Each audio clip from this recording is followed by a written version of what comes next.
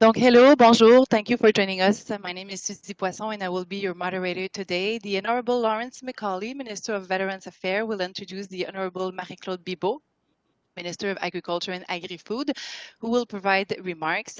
This will be followed by a question and answer session reserved for members of the media with one question and one follow-up permitted. Reporters will need to identify their name and affiliation in the chat box to ask a question. The event is being recorded, so if you'd like to change your view to active speaker mode, please select Layout in the top right corner of your screen and select Focus. If you experience any issues, please mention it in the chat during the event or reach out to our media relations team after the call. Due to scheduling, the event will have to end at 10:15. En français, merci beaucoup de vous joindre à nous. Mon nom est Suzy Poisson et je serai votre modératrice aujourd'hui. L'honorable Lawrence Macaulay, ministre des Anciens combattants, présentera l'honorable Marie-Claude Bibeau, ministre de l'Agriculture et de l'Agroalimentaire, qui prononcera une allocution. Une période de questions et réponses réservée aux médias suivra. Une question et un suivi par média seront permis. Les journalistes doivent inscrire leur nom et affiliation médiatique dans la messagerie chat pour poser une question. L'événement est enregistré, donc si vous souhaitez que l'image de l'intervenant apparaisse en premier plan sur votre écran, veuillez sélectionner Mise en page, donc Layout dans le coin supérieur droit de votre écran et sélectionner Focus. Si vous éprouvez des difficultés, merci de le signaler dans le chat pendant l'événement ou vous pouvez simplement écrire à l'équipe des relations médias après l'appel. L'événement devra se terminer à 10h15. I will now turn things over to Minister Macaulay. Je cède donc la parole maintenant au ministre Macaulay. Thank you very much. Pleasure to be here. And our potatoes on Prince Edward Island are the best potatoes you'll find anywhere in the world. And our potato industry has the finest business people you'll find in the world to deal with. As a potato grower myself, I know how difficult this situation is. I've been there myself. I was a seed grower over 30 years ago when P.E.I hit, and I felt the effects. I know what it's like. It doesn't feel fair, and it's not fair. But Americans take potato wart very seriously, and now it's up to us, the federal government, the provincial government, the scientists, and the potato industry to work together to get through this. This is a top priority for all MPs. My colleagues around the cabinet table, from the Prime Minister down, are doing everything they can when dealing with their American counterparts. Our table potatoes are safe and our science is sound. So we need to work with the Americans so they understand that. And the best thing for our potato growers is for the Americans to allow these potatoes in. And that is exactly what we're going to do. We've done it before and we do it again. While we work together, that process with the Americans, we said that we will be there to support our potato producers. Today's news is a vital step in that direction. Minister Bibeau has been doing everything she can, and I know she'll continue to do everything she can until our potatoes start moving over the American border. She knows the stakes, and I can tell you she's fighting for our province. Today would not be what it is without Marie-Claude Bibeau. Thank you very much, and now it's my pleasure to turn it over to the Minister of Agriculture, the Honourable Minister Bibeau. Thank you very much, Lawrence Macaulay. Thank you for your good advice. Bonjour tout le monde, and thanks everyone for joining us today. I also want to welcome the rest of our Prince Edward Island caucus, Eve McDonald, Bobby Morrissey, and Sean Casey. Your constant advice and engagement over the past number of weeks has been really appreciated. As we all know, in October, 2 cases of potato wart were found on the island. About a month later, the United States indicated to us that they would not accept not only seed potatoes, but also fresh potatoes from P.E.I. Not until they have the scientific data they need to be confident that potato wart is contained and under control. The U.S. was ready to sign a federal law banning the importation of P.E.I. fresh potatoes, a situation that would have been very hard to reverse and that we avoided by suspending export certifications. And even with our suspension in place, the United States have also instructed their border services not to allow P.E.I. seed and fresh potatoes to enter the country. Since then, not a day has gone by that this issue hasn't been a top priority for me, our P.E.I. caucus, and the many experts working within the Government of Canada. We are all 100% dedicated to reopening the border with the U.S. and finding all ways to support affected farmers. P.E.I. potato farmers are known for their world-class potatoes and for good reason. We are very proud of that reputation for quality. Consumers need to know that quality has never been jeopardized. It's not being jeopardized at all here. Potato wart poses no concern to human health. This is about soil health and the U.S. authorities' concerns over the slight risk to their own country's potato yields. My message to farmers today is we are here for you. We understand the financial and mental stress that this situation has caused. We are exploring all options and avenues to get you the support you need. That is why today I am announcing a federal investment of $28 million to help P.E.I. potato farmers with the management of surplus potatoes.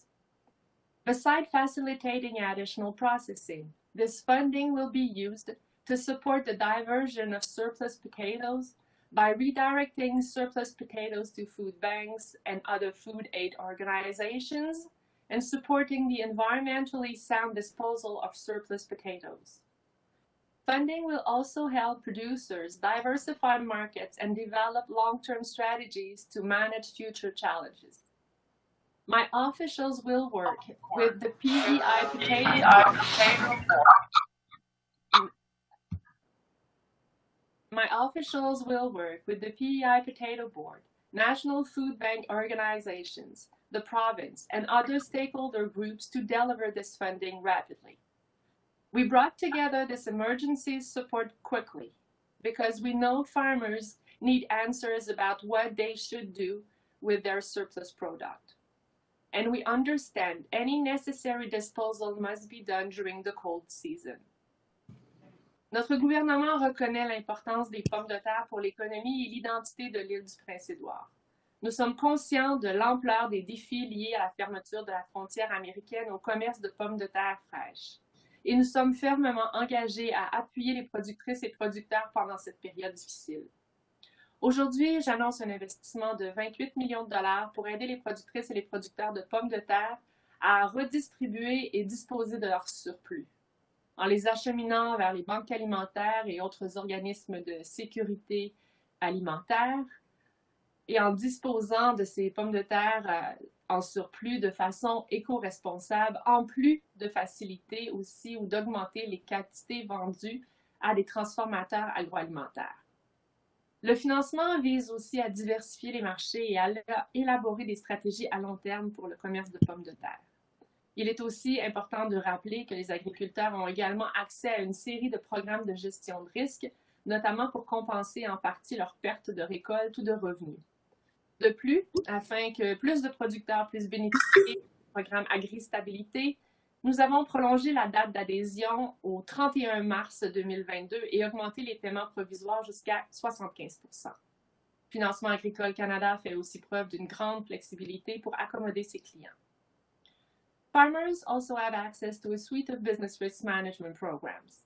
We have already adjusted the agri-stability program so that potato farmers can enroll late until the 31st of March 2022 and receive interim payments of up to 75%. Already, over 80% of P.E.I. potato farmers are enrolled in agri-stability. Agri-insurance provides farmers facing production and quality losses caused by potato wart with coverage for up to 90% of their losses. And P.E.I. potato farmers widely participate in Agri-Invest emergency saving accounts with average available balances of around $90,000. Farm Credit Canada is also standing ready to help producers with flexible payments and other options to help relieve cash flow pressures.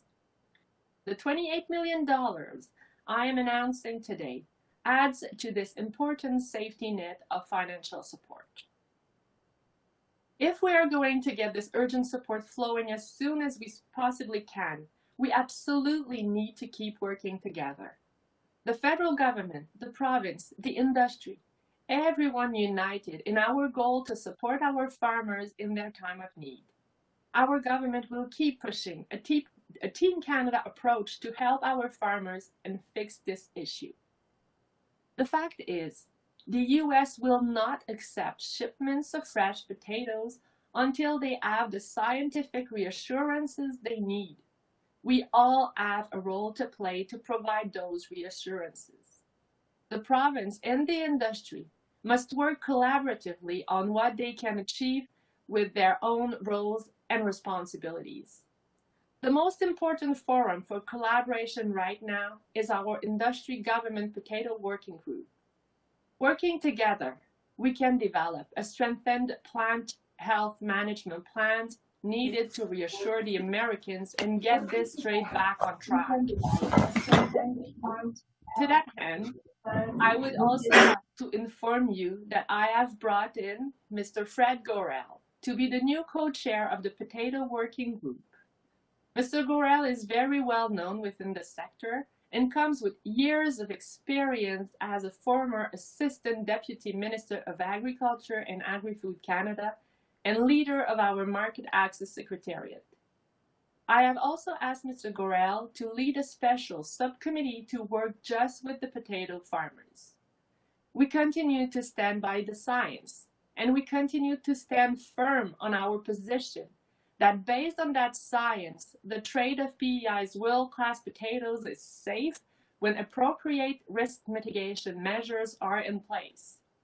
We will keep driving that message to our American partners at all levels. Last Wednesday, I met in person with the U.S. Ambassador to Canada. Our International Trade Minister, Marie-Claude, raised the issue with many congressmen in Washington recently.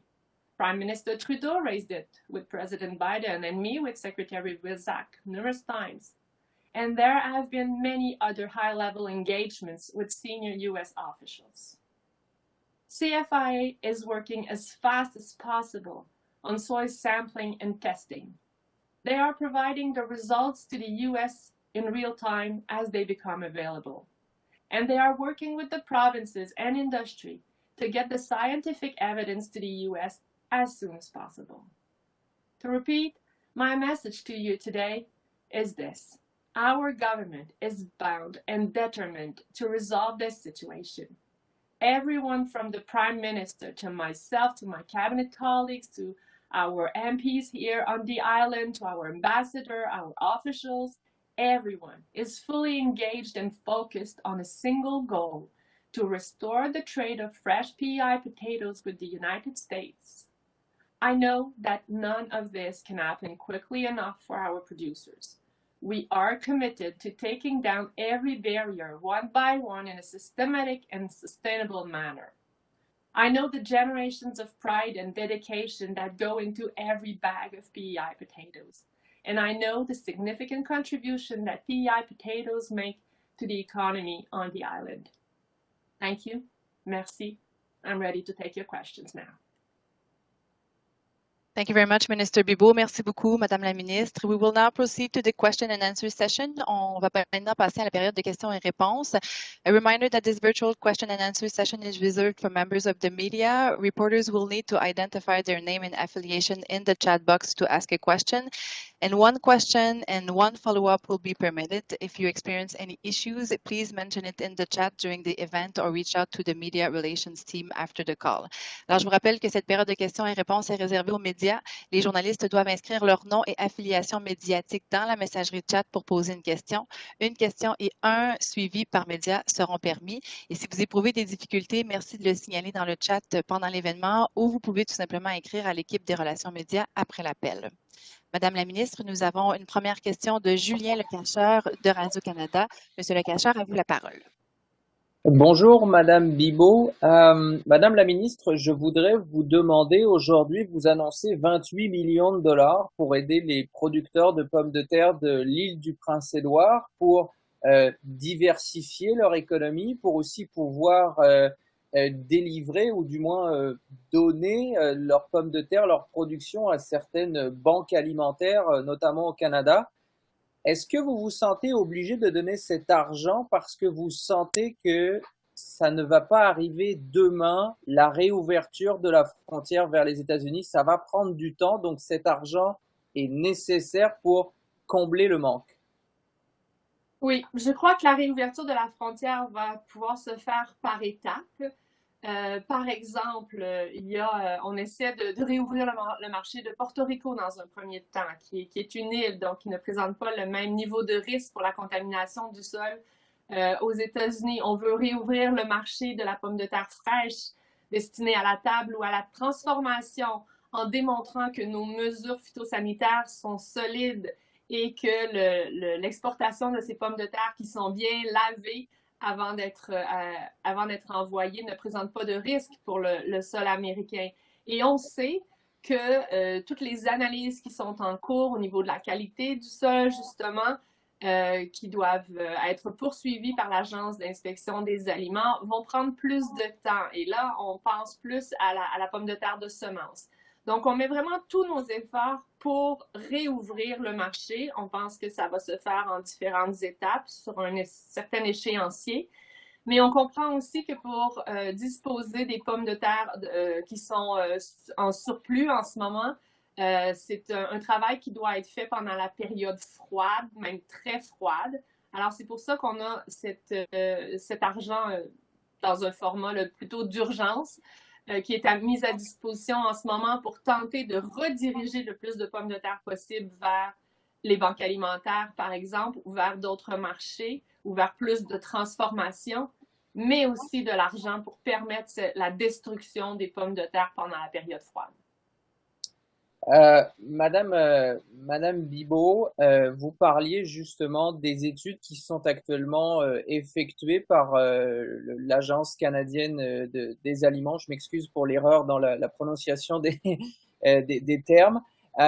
On parle que ces études pourraient se terminer en 2023, ce qui voudrait dire qu'en 2022, on ne pourrait pas terminer ces études. Est-ce que vous craignez que cette frontière avec les États-Unis reste fermée pour l'intégralité de l'année 2022?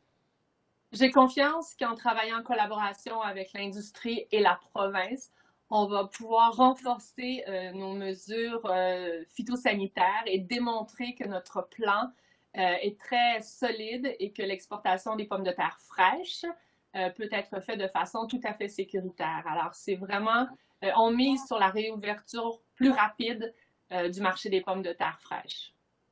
Merci. Merci beaucoup. Nous avons maintenant une question de Gabrielle Drummond de Radio-Canada.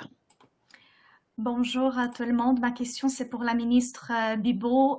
Vous avez dit, Madame la ministre, que les États-Unis ont besoin de preuves scientifiques. Donc, on ne reprendrait pas les exportations de pommes de terre de l'île avant qu'on ait des preuves scientifiques qui seront présentées, fournies aux États-Unis. Donc, ma question pour vous, qu'est-ce qu'il manque justement à prouver aux États-Unis pour qu'on reprenne les exportations de pommes de terre? On travaille vraiment à deux niveaux. Encore une fois, on peut renforcer les mesures phytosanitaires qui permettent de démontrer que l'exportation des pommes de terre de table est sécuritaire. Donc, en démontrant que la pomme de terre vraiment est nettoyée, qu'il n'y a aucun sol qui risque d'être contaminé. De l'autre côté. Et il y a un autre niveau d'études scientifiques vraiment sur la qualité de nos sols qui est mené avec beaucoup d'échantillonnage, qui est mené par l'Agence canadienne d'inspection des aliments, qui va prendre plus de temps. Donc, l'objectif ultime, c'est vraiment de rassurer les Américains qu'il n'y a pas de risque ou que les risques sont contrôlés à l'égard de la contamination éventuelle de leur sol. Et on est très confiant qu'avec les mesures qu'on peut mettre en place, la pomme de terre de table et la pomme de terre fraîche peut être exportée de façon tout à fait sécuritaire. Et ma deuxième question, c'est concernant ce voyage de cette délégation de l'île du Prince-Édouard la semaine dernière aux États-Unis, à Washington. Le premier ministre Dennis King, il avait demandé au gouvernement fédéral de faire plus d'efforts, de mettre plus d'efforts sur ce dossier-là. Il avait même dit qu'il aurait aimé que vous étiez là à Washington pour faire partie de ces négociations-là. Ma question pour vous, est-ce que vous pensez, si vous étiez allé à Washington la semaine dernière, est-ce que ça aurait pu faire une différence dans les négociations? Je veux vous assurer qu'on a de multiples rencontres à plusieurs niveaux avec les autorités américaines de différentes façons. J'étais moi-même en rencontre avec l'ambassadeur des États-Unis au Canada. Alors, vraiment, tous les efforts sont là au niveau diplomatique, mais vraiment, la décision pour les faire changer d'idée, pour réouvrir la frontière, ça va se faire sur la base scientifique. Ça va se faire sur la base d'un plan de gestion renforcé et éventuellement aussi des conclusions de nos études d'échantillonnage qui vont se faire dans un deuxième temps. Mais encore une fois, la priorité, c'est avec un plan de gestion renforcé, on va pouvoir réouvrir le marché de la pomme de terre fraîche le plus rapidement possible. Merci beaucoup. Merci beaucoup, Madame Drummond. We now have a question from Kelsey Johnson from iPolitics. Hello, Minister. Thank you for taking our questions. It's good to see you.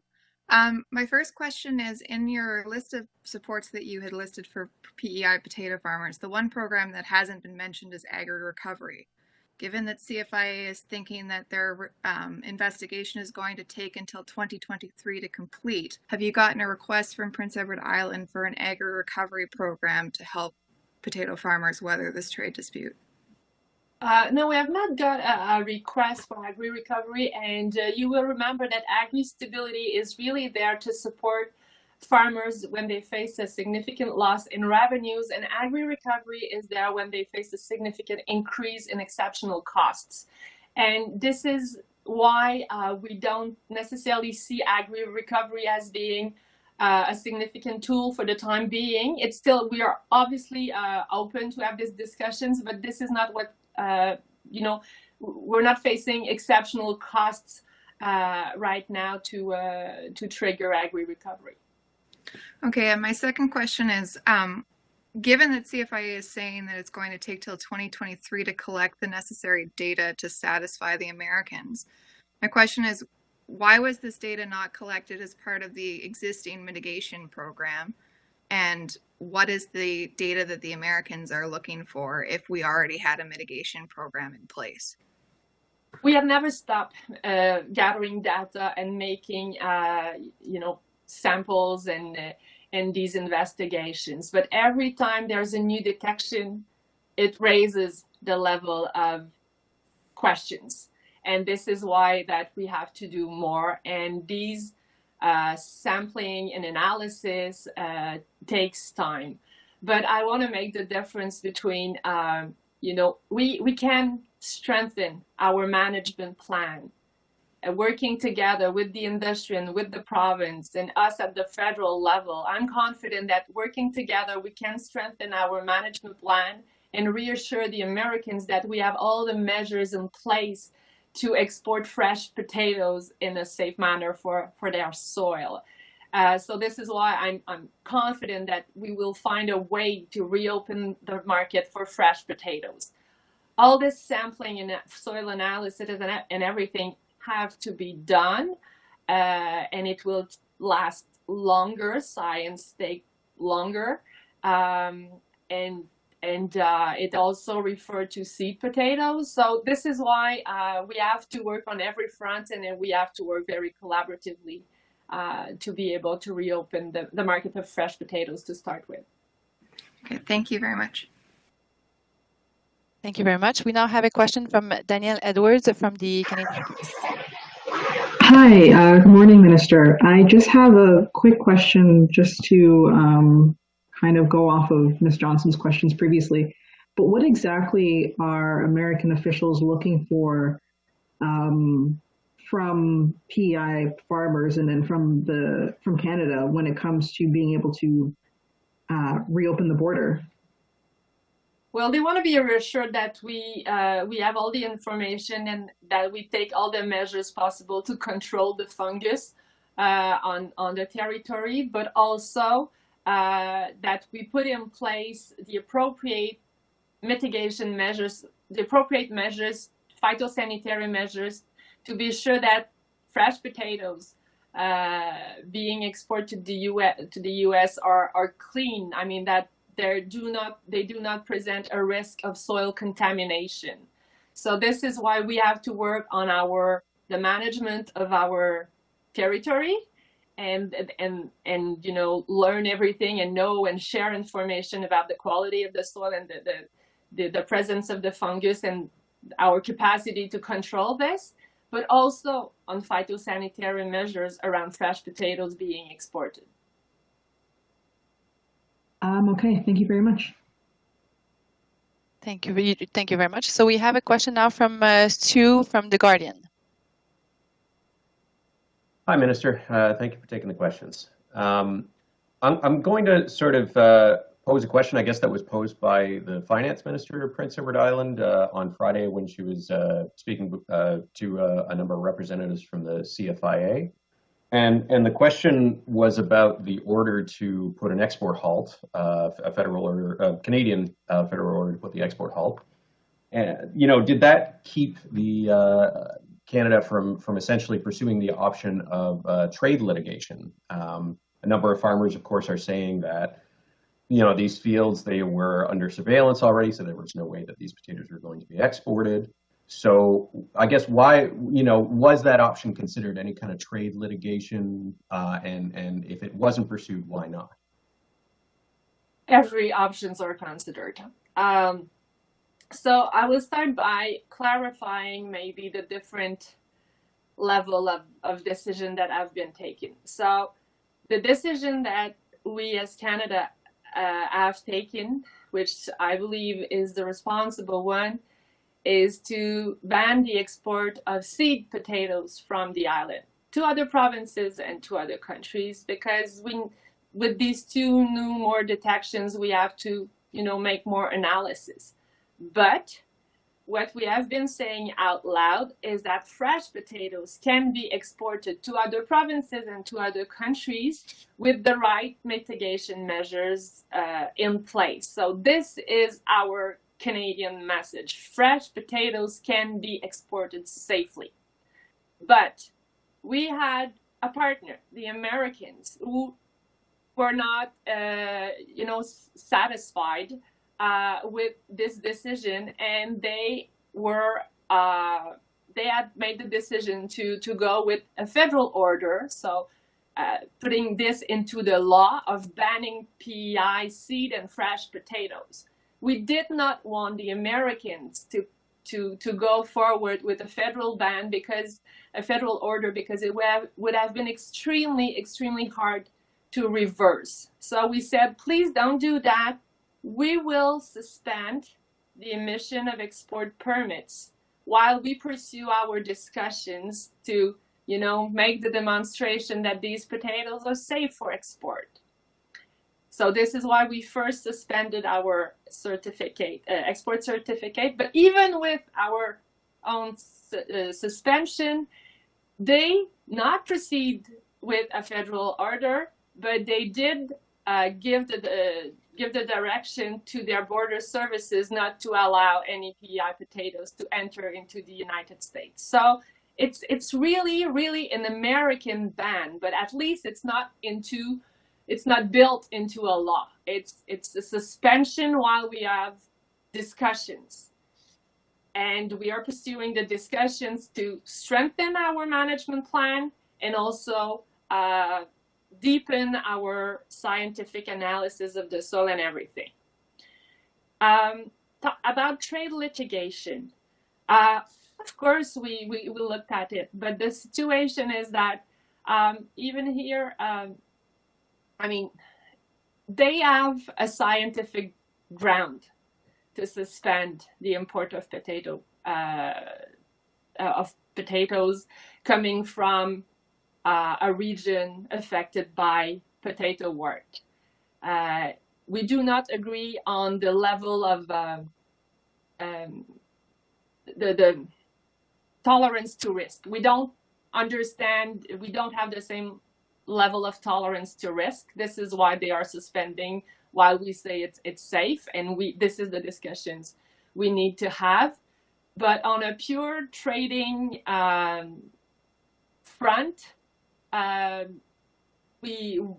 if we compare notes and if we look at the situation, you know, with other countries being affected by potato wart, we wouldn't have a case for trade litigation.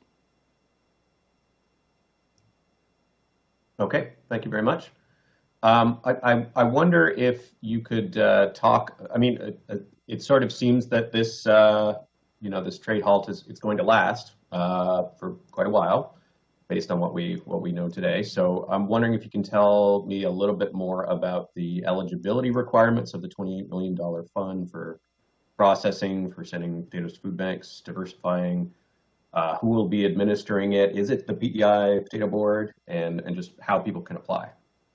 We will have this discussion with the Potato Board and other stakeholders this week. I mean, this request has come only a few days ago. We were able to find $28 million because we understand the urgency. We understand that potato farmers have to make decisions about their surplus. So we want to be there to support them in finding channels to send their potatoes through food banks. And I know they are already having discussions with processing facilities, but we know that we won't be able to divert all of these potatoes, and a significant quantity will have to be disposed in an environmentally sound manner. And the only way to do that is to do that during the very cold season. Sorry about that. I don't know what happened. What was the last question? Yeah. Sorry, Minister. The last one, I think you were partway through, but it was basically just about how to apply the specifics. Oh, yes. Sorry. The funding, the $28 million, who's administering, how people can get help. Yeah, so we were able to find, $28 million to support potato farmers,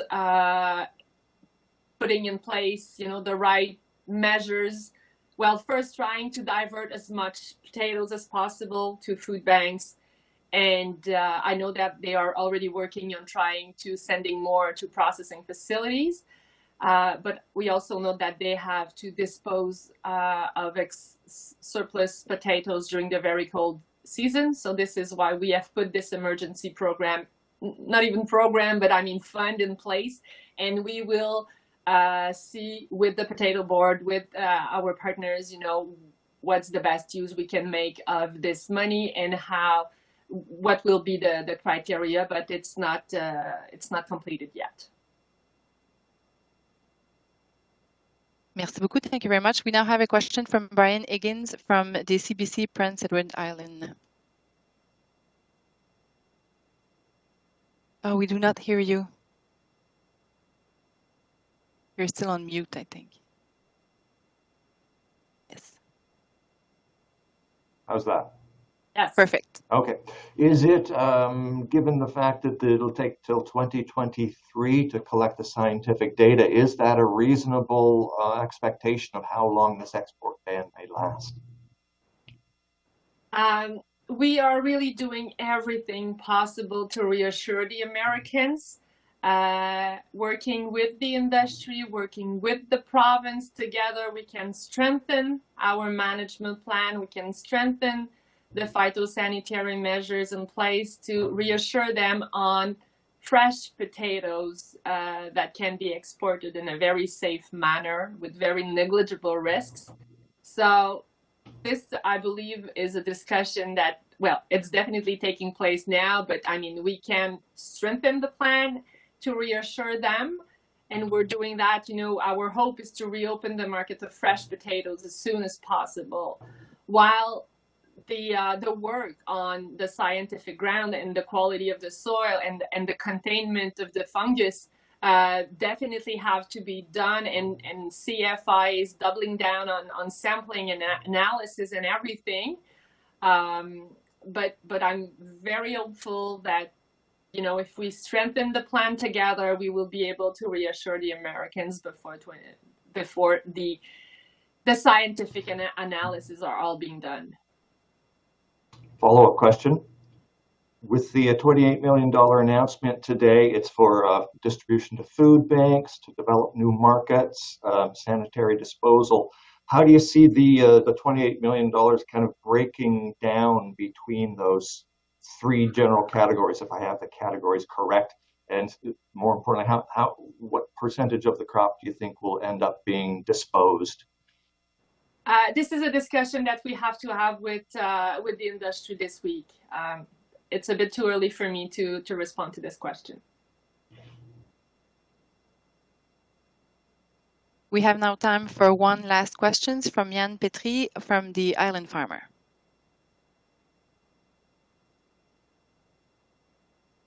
Not sure if he was able to join again.